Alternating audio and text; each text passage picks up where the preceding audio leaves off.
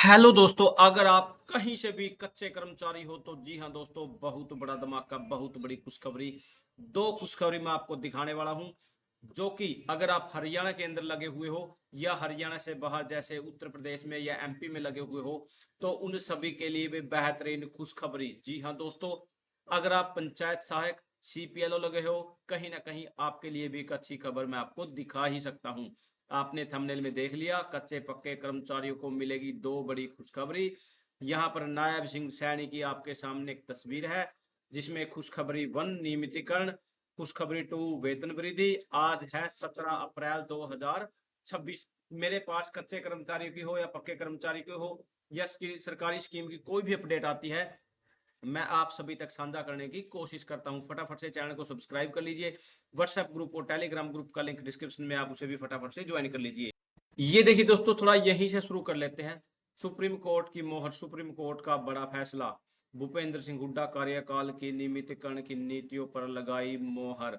दिल्ली, चंडीगढ़, हरियाणा के कच्चे कर्मचारियों के नियमितीकरण रेगुलाइजेशन को लेकर सुप्रीम कोर्ट से बड़ी राहत और स्पष्ट खबर आ रही है।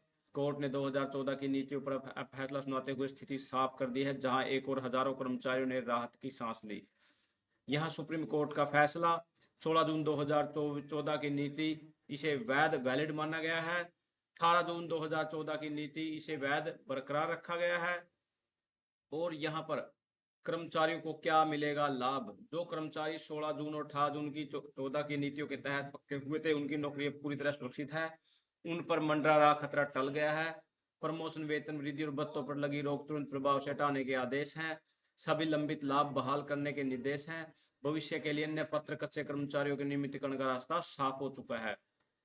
यहाँ पर भूपेंद्र सिंह हुड्डा आपके सामने है। यहाँ हरियाणा सचिवालय चंडीगढ़, ऐतिहासिक फैसला। यह फैसला हजारों परिवारों के भविष्य से जुड़ा हुआ था। लंबे समय से कर्मचारी असमंजस में थे कि उनकी सेवा सुरक्षित रहेगी या नहीं। अब अदालत की मोहर लगने के बाद स्थिति पूरी तरह साफ हो चुकी है। यह फैसला कर्मचारियों के अधिकारों की जीत है और प्रशासनिक स्पष्टता की दिशा में बड़ा कदम है। कर्मचारियों की जीत, न्याय की जीत। धन्यवाद सुप्रीम कोर्ट। भूपेंद्र सिंह हुड्डा के कार्यकाल में बनाई गई नीति, नियमितीकरण की नीतियों पर सुप्रीम कोर्ट ने अपनी मोहर लगा दी है, जिसे अब आगे कच्चे कर्मचारियों को भी नियमित किया जा सकेगा। मेरे पास ये अपडेट थी, मेरे पास वो कटिंग आई थी, लेकिन मेरे पास ऑफिशियल अभी तक कोई ऑर्डर उसका नहीं आया है। प्रदेश के ग्राम पंचायतों में काम कर रहे 13,000 रोजगार सहायकों के लिए 106 करोड़ की राशि जारी। 18,000 मानदेय मिलेगा।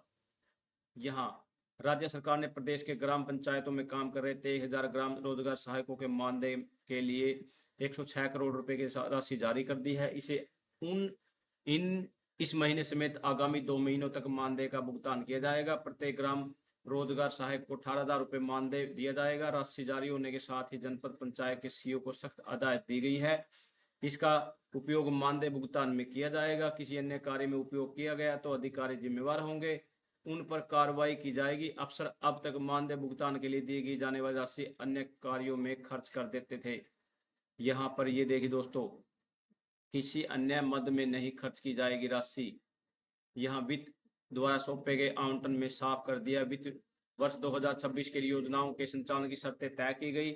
इसमें ग्राम रोजगार सहायकों के मानदेय के लिए क्वार्टर के पहले 3 महीने अप्रैल, मई, जून के मानदेय का भुगतान किया जाए। आवंटित राशि से ग्राम सहायकों के लंबित मानदेय का भुगतान न किया जाए।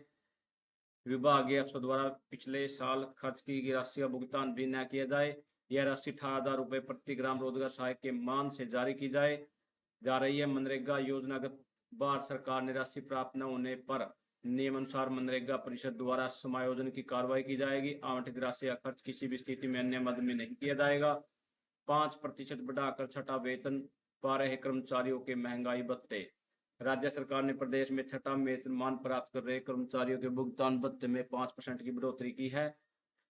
यहाँ प्रदेश में कर्मचारियों को 7वां वेतन दे नियम निगम मंडल बोर्ड अभी भी कर्मचारियों को छठा वेतन पर दिया जा रहा है। इन कर्मचारियों को भी 252% डीए दे था। 5% वृद्धि के बाद 257 हो चुका है। यहाँ समानुपातिक तौर पर 5वां वेतनमान पाने वालों का डीए 8% तक बढ़ाया गया। इससे उनका डीए 315% से बढ़कर 323% हो गया। चौथा वेतनमान पा रहे कर्मचारियों को डीए 30% बढ़ाया गया है। इससे उनका डीए 1435% से 1465% हो गया है। 1 जुलाई 2025 से लागू होगी डीए की दर। थैंक यू दोस्तों, नमस्कार दोस्तों।